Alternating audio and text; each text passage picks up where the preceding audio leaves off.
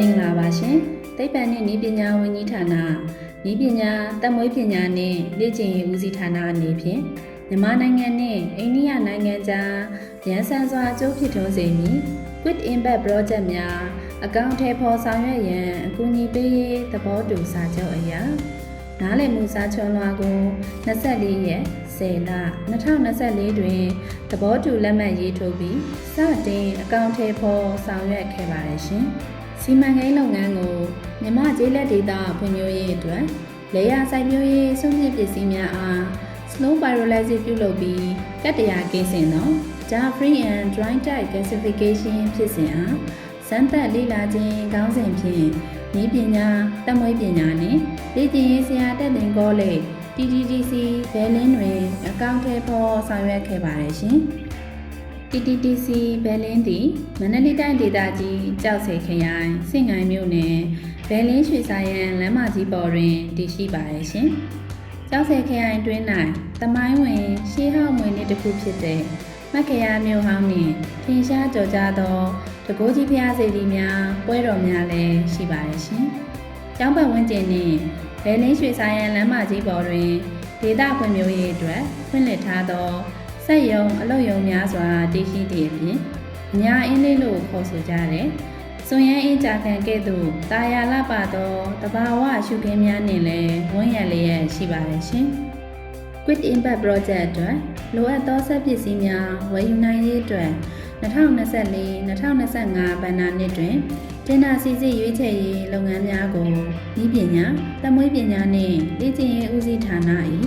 စီမံကြီးကြပ်မှုများဖြင့်ဆောင်ရွက်ခဲ့ပါတယ်။ကတ္တရာဈေးကင်းစင်သော Producer Gas ကိုရရှိစေရန်စပတ်ကွန်များအား Slow Pyrolysis လုပ်ငန်းစဉ်ဖြင့်ကြိုတင်ပြင်ဆင်ဖယ်ထုတ်ခြင်းဖြစ်ပါတယ်။ဤနည်းလမ်းသည်စပတ်ကွန်မှကတ္တရာဈေးကို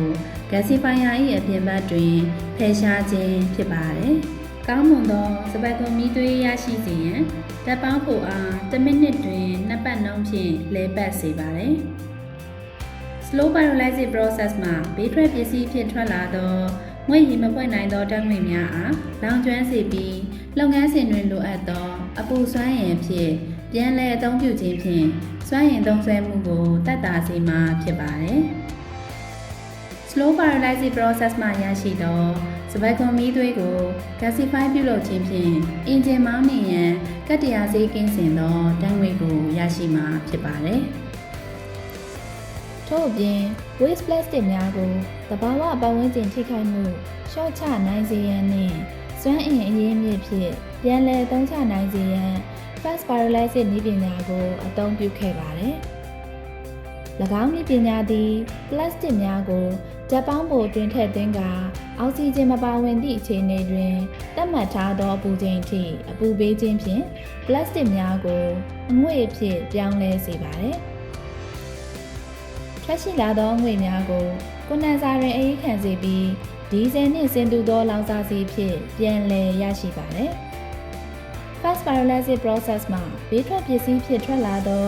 ငွေ့ရည်မဖွင့်နိုင်သောဓာတ်ငွေ့များအားလောင်ကျွမ်းစေပြီး process တွင်လိုအပ်သောအပူစွမ်းအင်အဖြစ်ပြန်လည်အသုံးပြုခြင်းဖြင့်စွမ်းအင်သုံးစွဲမှုကိုသက်သာစေမှာဖြစ်ပါတယ်။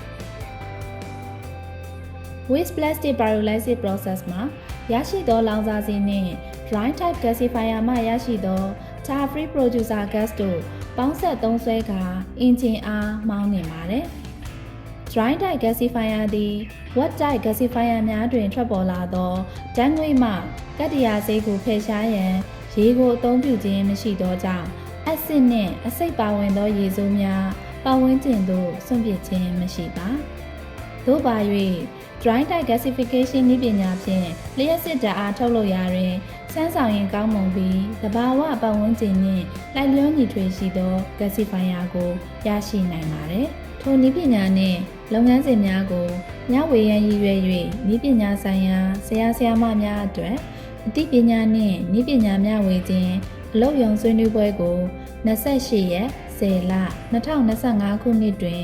ကျင်းပပြုလုပ်ခဲ့ပါတယ်။မင်္ဂလာပါခင်ဗျာကျွန်တော်နာမည်ကတော့ဦးဝေရန်နေတဲ့ဖြစ်ပါတယ်ကျွန်တော်ကတော့အစိုးရစမှုလက်မှုသိပ္ပံတပွတ်တာမှာတာဝန်ထမ်းဆောင်နေတဲ့ဆရာတယောက်ဖြစ်ပါတယ်ခင်ဗျာကျွန်တော်ဒီနည်းပညာကိုတက္ကသိုလ်ကလေးကျောင်းတွေမှာပြန်လည်အသုံးချခြင်းအပြင်ဒေသတွေမှာရှိတဲ့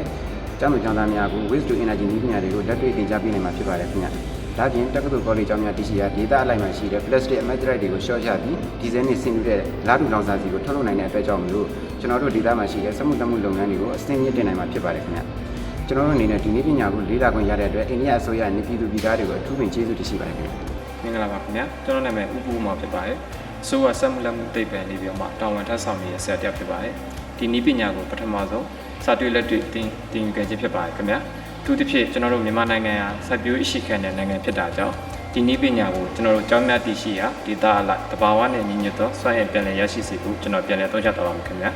ဒီနည်းပညာကိုလေ့လာသင်ခွင့်ရသည့်အတွက်အိန္ဒိယအစိုးရနဲ့ပြည်သူများကိုအထူးပင်ကျေးဇူးတင်ရှိပါတယ်ခင်ဗျာ မင်္ဂလာပါရှင်ကျွန်မနာမည်ကတော့ဒေါက်တာရင်းရင်းဖြစ်ပါတယ်အစိုးရဆက်မှုလုပ်မှုတုတ်ပြန်ရှုပ်ပြတာမှာတာဝန်ထမ်းဆောင်တဲ့ကတိကဆရာမပြဖြစ်ပါတယ်ဒီနည်းပညာကတော့ပလက်စတစ်အမှိုက်တွေကိုဒီဇယ်စီအဖြစ်ပြောင်းလဲထုတ်လုပ်ပြီးစပတ်ကိုမီးတွေကနေကတ်ကြရမပါရှိတဲ့ပရိုဂျူဆာကတ်ကိုထုတ်လုပ်ပြီးပေါင်းဆက်ပေါင်းဆွဲတဲ့စနစ်တစ်ခုကိုတည်ဆောက်ထားခြင်းကိုတွေ့ရပါတယ်စိုက်ပျိုးရေးကိုအခြေခံတဲ့ဒေတာများမှာထွက်ရှိတဲ့စပတ်ကုန်းသားမကအခြားသောစိုက်ပျိုးရေးစုပ်တဲ့အမှိုက်များအားလုံးကိုလည်းအသုံးပြုနိုင်ပါတယ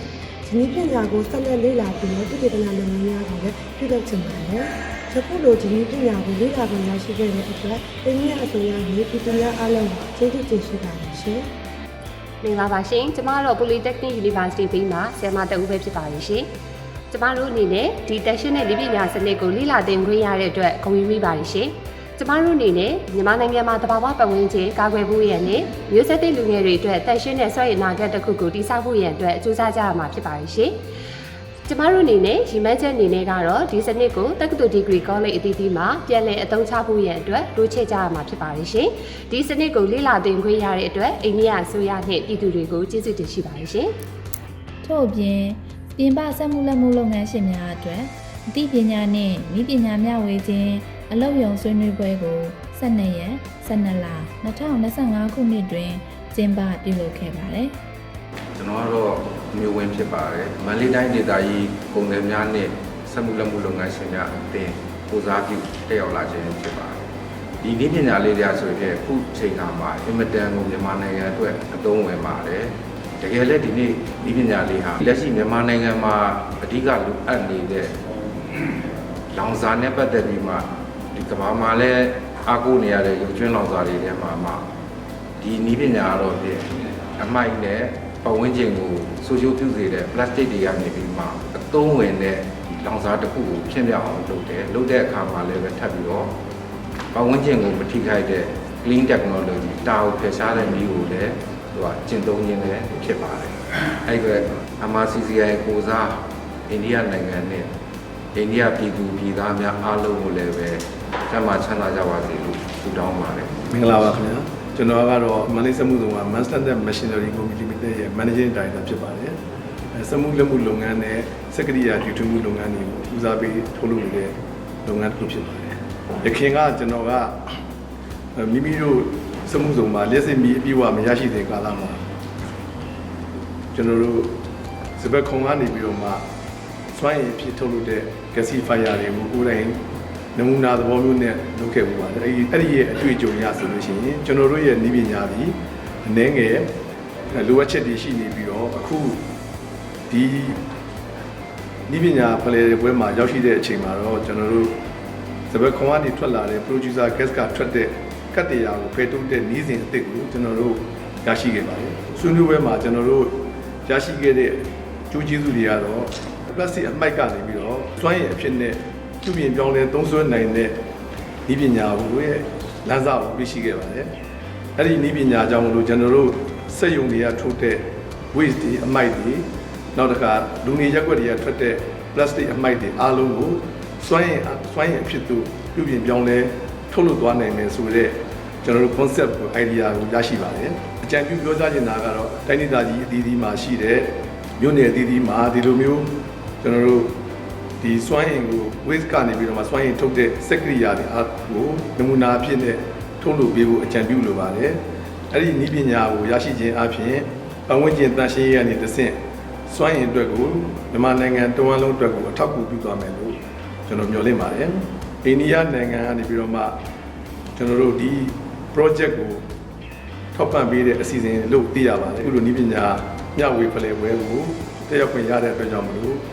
အိန္ဒိယအစိုးရနဲ့အိန္ဒိယပြည်သူများအားလုံးကိုစက်မှုလက်မှုလုပ်ငန်းရှင်များကိုစားကျွန်တော်တို့ရဲ့စက်မှုလုပ်ငန်းရှင်စက်မှုဇုံကနေပြီးတော့မှလိုက်လဲစွာကျေးဇူးတင်ရှိပါတယ်လို့ပြောကြတယ် ကျွန်တော်ကတော့မန္တလေးစက်မှုဇုံကိုစားစက်မှုဇုံစီမံခန့်ခွဲကော်မတီဒုတိယဥက္ကဋ္ဌဦးတင်စိန်ဖြစ်ပါတယ်ဒီနေ့ရှင်းလင်းပွဲအတွက်လာရောက်ခြင်းဖြင့်ကျွန်တော်တို့ gasifier ရဲ့ modernized connection free gasifier အစီအစဉ်ရောနောက်ပြီးတော့ plastic ရဲ့ waste product ကနေပြီးတော့ diesel ကဲ့သို့အကျိုးရှိသောလောင်စာဆီကိုဆောင်ရွက်နိုင်တယ်ဆိုတော့သိရတဲ့အတွက်အလွန်ဝမ်းမြောက်ခဲ့ပါတယ်စက်မှုလုပ်ငန်းရှင်အများစုအတွက်လည်းဒါအကျိုးရှိမဲ့လုပ်ငန်းလေးတစ်ခုဖြစ်ပါတယ်ဒီလိုနည်းပညာများကိုဖြန့်ဝေပေးတဲ့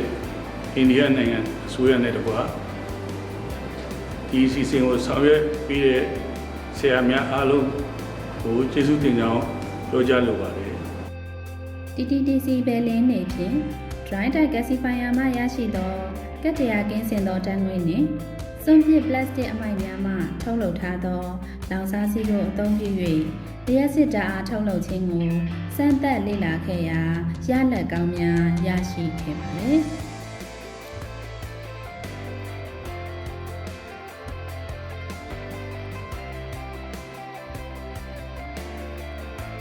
ဒီစီမံကိန်းအားအိန္ဒိယအစိုးရ၏ထောက်ပံ့ဖြင့်အောင်မြင်စွာအကောင့်ထဲပေါ်ဆောင်ရွက်နိုင်ခဲ့သည့်အတွက်ဆရာဆရာမများကျောင်းသားကျောင်းသူများနှင့်လုပ်ငန်းရှင်များအားလုံးကအိန္ဒိယအစိုးရနှင့်ပြည်သူများကိုအထူးပင်ကျေးဇူးတင်ရှိပါတယ်ရှင်ထို့အတူမြန်မာပြည်သူပြည်သားများအားလုံးကိုစားသိပ္ပံနှင့်နည်းပညာဝန်ကြီးဌာနနည်းပညာသက်မွေးပညာနှင့်လေ့ကျင့်ရေးဦးစီးဌာနကလည်းအထူးပင်ကျေးဇူးတင်ရှိပါကြောင်းမှတ်တမ်းတင်အပ်ပါတယ်ရှင်။ မြန်မာပြည်ရဲ့လက်ရှိကို